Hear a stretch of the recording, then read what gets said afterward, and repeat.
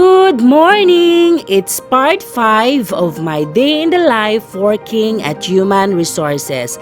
Ang dami kong trabaho today pero meron akong importanteng trabaho na kailangan kong tapusin sa araw na to, which is the processing of the payroll.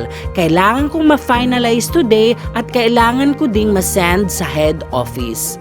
Alam naman natin na ang mga empleyado ay nagtatrabaho para sa kapakanan ng kumpanya, kaya dapat natin silang bigyan ng kanilang mga sahod sa tamang oras, araw at petsa para magiging masaya sila. And of course, dahil empleyado din ako ng kumpanya, kailangan ko itong gawin para magiging masaya din ako. Sobrang daming trabaho na kailangan kong tatapusin sa araw na to, pero kayang-kaya ko to. Thank you so much for watching. See you in my next vlog. I love you. Goodbye!